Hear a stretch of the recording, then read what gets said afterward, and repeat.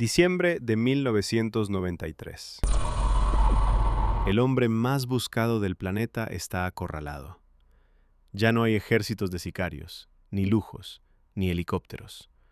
Solo un teléfono, un radio y un tejado caliente en un barrio de clase media de Medellín.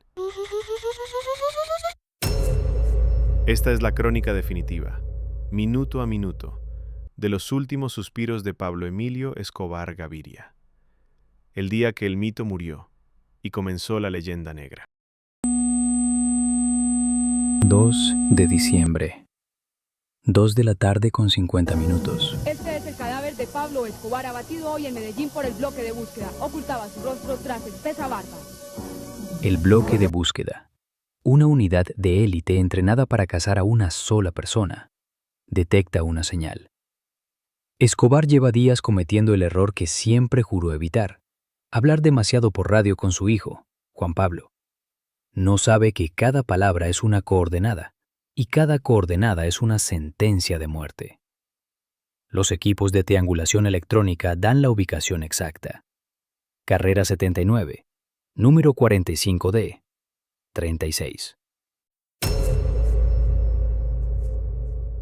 Muchos dicen saber quién fue Pablo Escobar, pero pocos conocen los secretos que enterró con él. Desde Interesante ARG, te traemos una pieza histórica única, el audiolibro El Patrón de Patrones. No es una biografía más, son 5 capítulos cargados de crónicas reales y testimonios inéditos que las series de ficción nunca se atrevieron a contar. Pero la experiencia no termina ahí. Al adquirirlo, desbloquearás una galería de imágenes inéditas, documentos y rostros que te permitirán ver la historia con tus propios ojos. Accede a este contenido exclusivo ahora por solo 5,000 pesos argentinos o $3.50. El proceso es simple. Haz tu pago por Mercado Pago. Escribe tu email al realizar la transacción y, de forma automática, el audiolibro y las imágenes llegarán a tu bandeja de entrada. No dejes que otros te cuenten la historia. Descubre la verdad hoy mismo. Muchas gracias por su colaboración.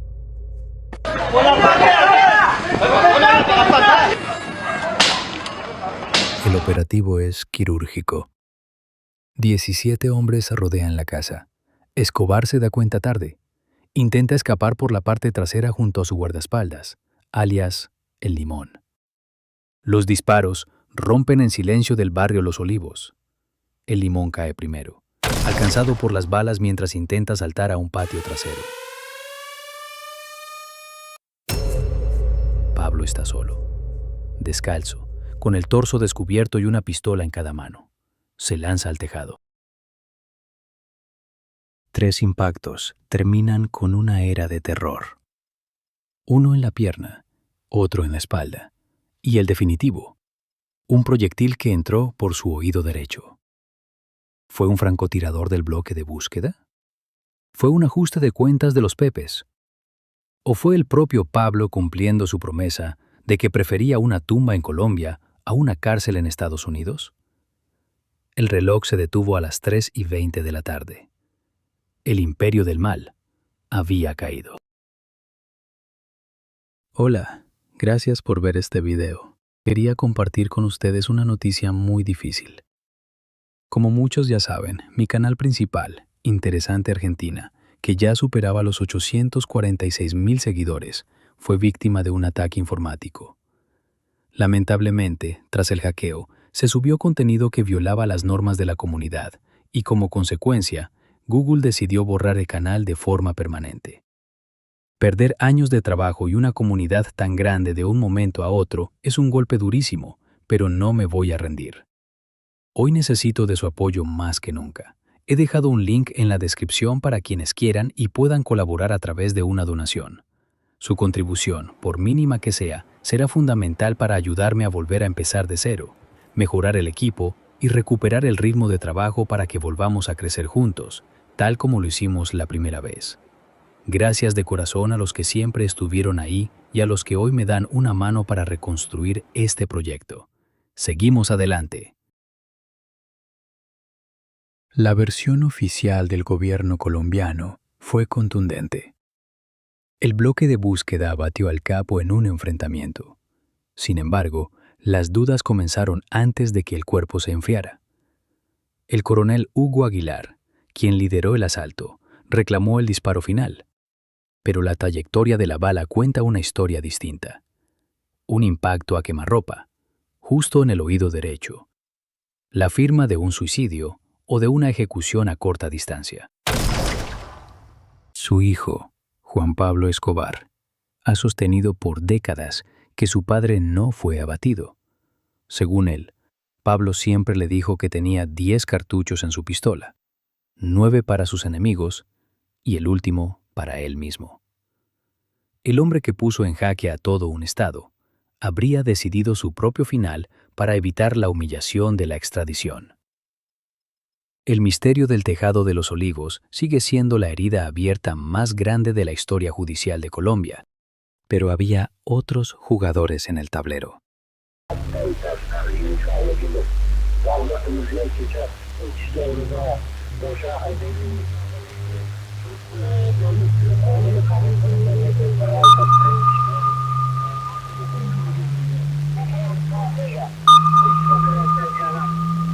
Los Pepes, perseguidos por Pablo Escobar, una organización paramilitar financiada por los enemigos del cartel de Medellín y presuntamente apoyada bajo cuerda por agencias de inteligencia extranjeras.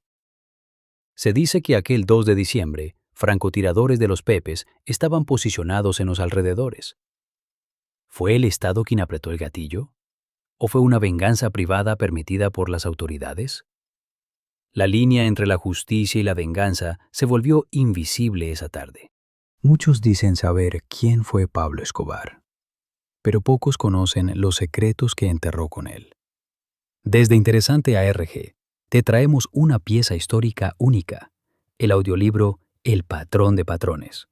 No es una biografía más, son 5 capítulos cargados de crónicas reales y testimonios inéditos que las series de ficción nunca se atrevieron a contar. Pero la experiencia no termina ahí. Al adquirirlo, desbloquearás una galería de imágenes inéditas, documentos y rostros que te permitirán ver la historia con tus propios ojos. Accede a este contenido exclusivo ahora por solo 5,000 pesos argentinos o $3.50. El proceso es simple. Haz tu pago por Mercado Pago. Escribe tu email al realizar la transacción y, de forma automática, el audiolibro y las imágenes llegarán a tu bandeja de entrada. No dejes que otros te cuenten la historia. Descubre la verdad hoy mismo.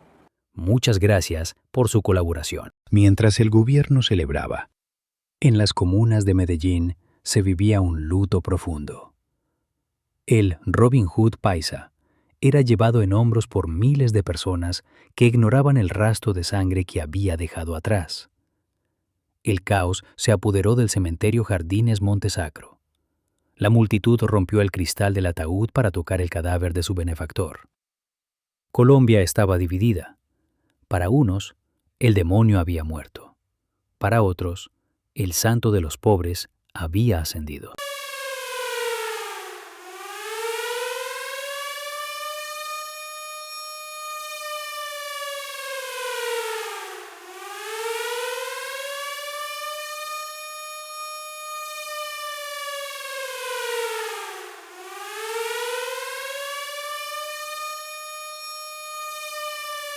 El cartel de Medellín se volvió tan incómodo que hasta sus archirrivales, los del cartel de Cali, no dudaron en unirse a la DEA y al gobierno de turno para sacarlo de circulación.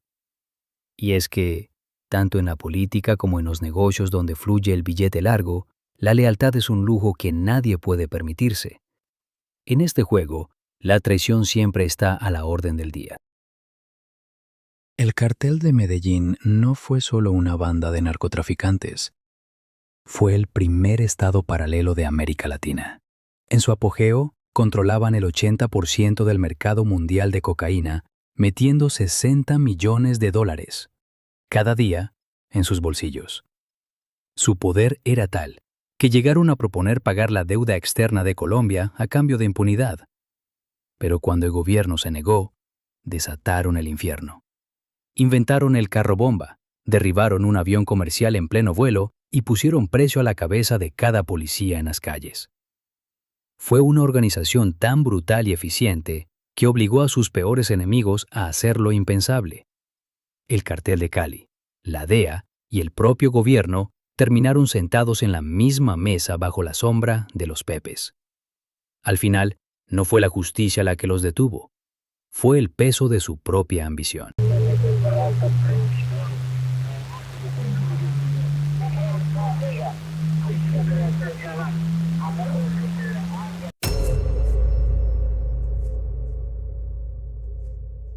Durante años, esa acusación fue considerada mera especulación, hasta que, en 2008, documentos desclasificados por la CIA confirmaron la existencia de contactos entre altos mandos de la Policía Nacional de Colombia y líderes del Grupo Vigilante. Uno de los nombres que figura en los informes es el del general Miguel Antonio Gómez. Hola, gracias por ver este video. Quería compartir con ustedes una noticia muy difícil.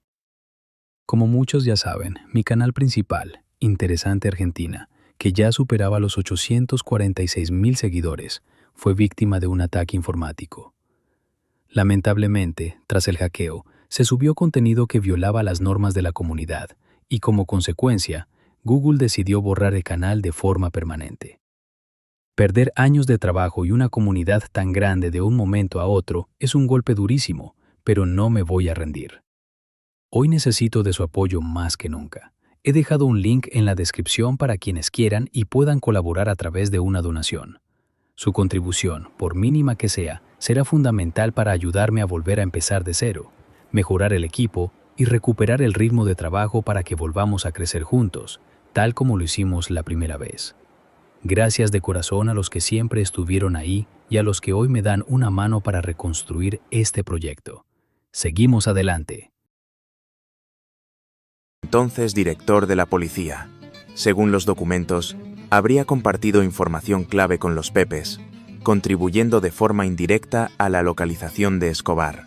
Para algunos, estas revelaciones sugieren que fue ejecutado por una alianza clandestina entre fuerzas del Estado y grupos paramilitares. Para otros, simplemente se quitó la vida antes de caer. Sebastián Marroquín, el hijo de Pablo Escobar, ha insistido durante años en una explicación personal y dramática. Cree que su padre se quitó la vida no solo por orgullo, sino también para proteger a su familia. Según su relato, Pablo estaba convencido de que sus enemigos no se conformarían con capturarlo. Irían tras su esposa, sus hijos y todo aquel que llevara su apellido. Asegura que en la última visita que compartieron, Pablo lloró como si supiera que no habría un próximo encuentro. Para él, ese adiós fue definitivo. Las versiones sobre su muerte aún dividen opiniones, pero hay un hecho que nadie pone en duda. Una bala atravesó su cráneo, por detrás de la oreja. Un disparo que, ya fuera de su propia mano o de otro, puso fin al reinado del narcotraficante más temido de la historia de Colombia. Su cuerpo fue enterrado el 3 de diciembre de 1993, apenas 2 días después de su cumpleaños y un día después de su muerte. El entierro fue más que una ceremonia fúnebre. Fue el último acto de una figura que dejó una huella tan profunda como contradictoria. En el cementerio lo esperaban miles. El evento se convirtió en una escena caótica, emocional y desbordada. Algunos acudieron a llorar, otros, simplemente, para confirmar que el hombre que desafió al Estado estaba, al fin, bajo tierra. Mientras en la capilla se celebraba un servicio reservado a familiares y allegados, las calles de Medellín se vieron inundadas por una multitud estimada en más de 25 personas. Algunos vestían camisetas con el rostro de Escobar, otros alzaban pancartas que lo proclamaban su héroe. Para ellos, seguía siendo el Robin Hood que desafió a los poderosos. El momento en que sacaron el ataúd de la funeraria marcó el clímax. La multitud, desbordada por la emoción, se abalanzó sobre el féretro para tocarlo. El caos se desató. La policía, apostada en los alrededores, intentó contener la escena, pero fue inútil. Las barreras cedieron y la situación se volvió incontrolable. La situación superó rápidamente la capacidad de respuesta.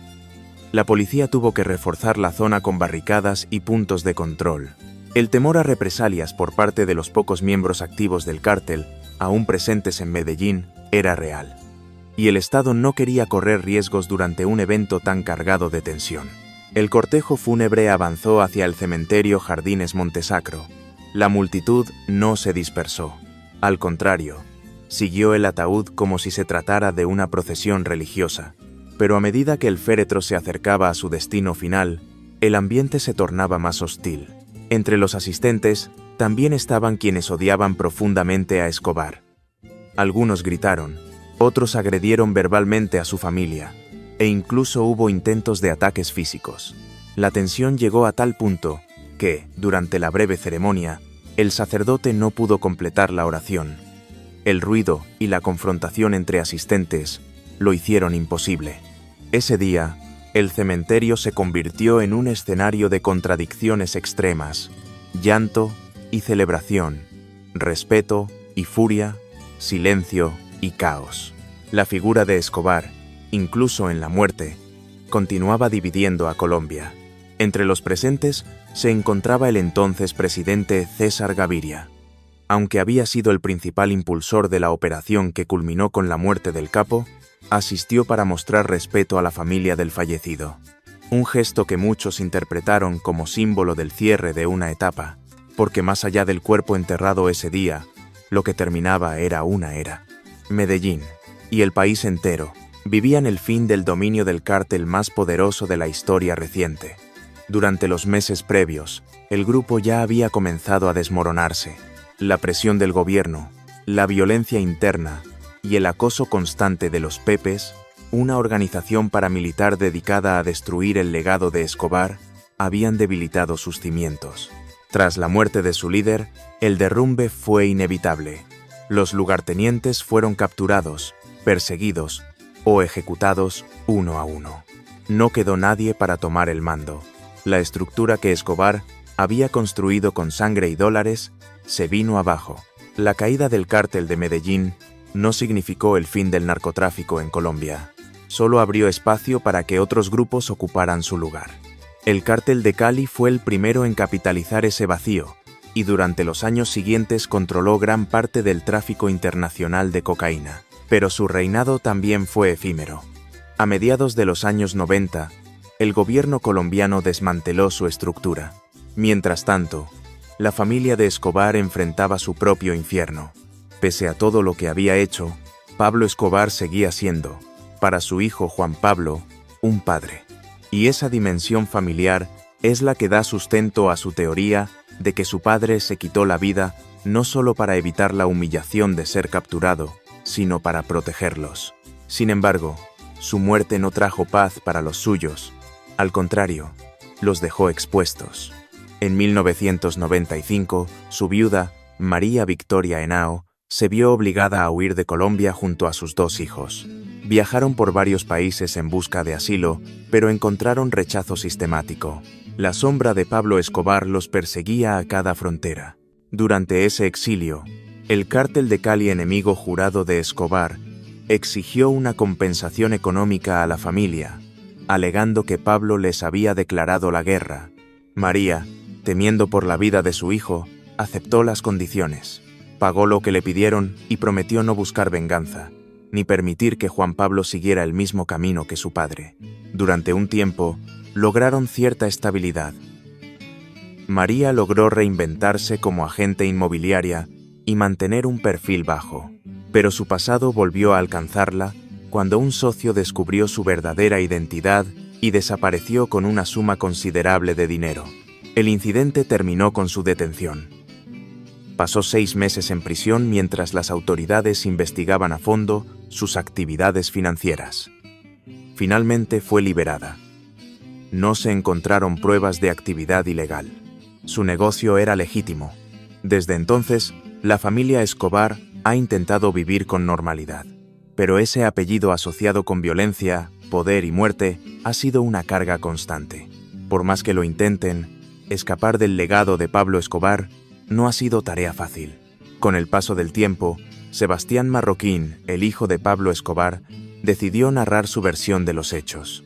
Lo hizo a través de un libro titulado Pablo Escobar, mi padre, en el que relata no solo la vida del capo, sino también las consecuencias devastadoras que esa historia dejó en su familia. Lejos de desaparecer en el olvido, la figura de Escobar se ha mantenido viva en el imaginario colectivo. Medellín, la ciudad que alguna vez fue símbolo del terror, con una media de 19 asesinatos diarios durante los años más oscuros, ha resurgido como un destino turístico. Y lo ha hecho, en parte, gracias al morbo internacional por la historia de su más infame residente. Cada vez, más visitantes llegan atraídos por libros, películas y series como Narcos, que han contribuido a convertir la historia de Escobar en una narrativa de acción, crimen y poder. Muchos turistas buscan pisar los mismos escenarios donde el narcotraficante forjó su imperio. Casas, escondites, puntos clave de su operación. En Medellín, existe incluso un museo instalado en uno de sus antiguos pisos francos. Allí se exhiben objetos personales, su automóvil Mercedes-Benz, con impactos de bala, fragmentos de aviones utilizados en operaciones de contrabando y muebles con compartimentos secretos donde ocultaba dinero en efectivo. La violencia que marcó a una generación ha terminado, paradójicamente, por enriquecer a la ciudad. El turismo ligado al fenómeno Escobar se ha convertido en una fuente de ingresos que dinamiza la economía local. La famosa Hacienda Nápoles, abandonada tras la fuga de su familia, también cambió de función. Sus exóticos hipopótamos, dejados atrás por ser demasiado grandes para ser confiscados, vagaron libres durante años por los alrededores. Con el paso del tiempo, aquellos hipopótamos se convirtieron en una población descontrolada. Sin depredadores naturales y con abundante vegetación, comenzaron a reproducirse a un ritmo acelerado. Vagaban libremente por Antioquia en busca de alimento, interactuando cada vez más con zonas habitadas. En 2014, ya había más de 40 ejemplares viviendo en estado salvaje.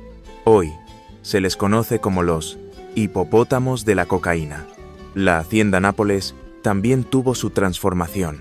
Tras años de abandono, el Estado colombiano la expropió bajo la Ley de Extinción de Dominio y la entregó a familias de bajos recursos. Con el tiempo, el terreno fue reconvertido en un parque temático con atracciones, zoológico, museo y hoteles de lujo. Una ironía absoluta. El corazón del imperio de un narcotraficante, convertido en destino turístico y motor económico legal. Algo similar ocurrió con la Catedral, la prisión privada desde la cual Escobar dirigió el cártel por un tiempo. Tras su fuga en 1992, el lugar permaneció abandonado durante más de una década, convertido en un símbolo de impunidad y decadencia institucional. Pero en 2007, un grupo de monjes benedictinos se instaló en el sitio. Lejos del ruido urbano, encontraron allí un lugar propicio para la meditación. En poco tiempo, construyeron una capilla, una biblioteca, una cafetería y una casa de retiro espiritual. También contrataron personal local para mantener el sitio funcionando. Años más tarde, el municipio de Envigado reconoció el trabajo de los monjes y les otorgó la propiedad completa del lugar. Así, los espacios que alguna vez representaron poder, miedo y control han sido resignificados, ya no como templos del crimen, sino como centros de reflexión o atracciones turísticas. Pero esa transformación no ha borrado el pasado. Pablo Escobar continúa siendo una figura que despierta fascinación, rechazo y debate. Su historia como líder criminal, su muerte violenta y las secuelas que dejó en Medellín y en toda Colombia siguen siendo objeto de análisis, documentales y discusiones en todo el mundo. Más allá del mito, queda un hecho innegable. Su legado, para bien o para mal, no ha desaparecido. Escobar no fue el único capo que dejó una marca imborrable, pero pocos han transformado tanto su entorno para después convertir su caída en parte del relato nacional. Su figura ha sido reinterpretada, convertida en producto cultural y reciclada como parte del turismo histórico. Lo cierto es que su sombra, a pesar del paso del tiempo, sigue proyectándose sobre la historia contemporánea de América Latina.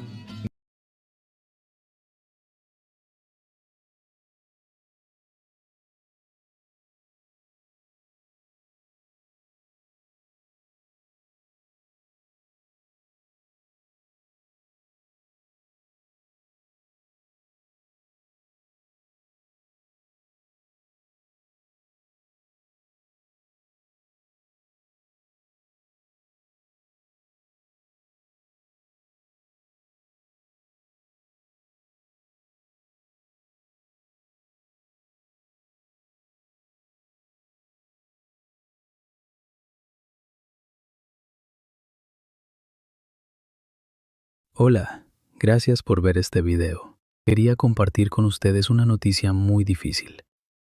Como muchos ya saben, mi canal principal, Interesante Argentina, que ya superaba los 846,000 seguidores, fue víctima de un ataque informático. Lamentablemente, tras el hackeo, se subió contenido que violaba las normas de la comunidad y como consecuencia, Google decidió borrar el canal de forma permanente. Perder años de trabajo y una comunidad tan grande de un momento a otro es un golpe durísimo, pero no me voy a rendir. Hoy necesito de su apoyo más que nunca. He dejado un link en la descripción para quienes quieran y puedan colaborar a través de una donación. Su contribución, por mínima que sea, será fundamental para ayudarme a volver a empezar de cero, mejorar el equipo y recuperar el ritmo de trabajo para que volvamos a crecer juntos, tal como lo hicimos la primera vez. Gracias de corazón a los que siempre estuvieron ahí y a los que hoy me dan una mano para reconstruir este proyecto. Seguimos adelante.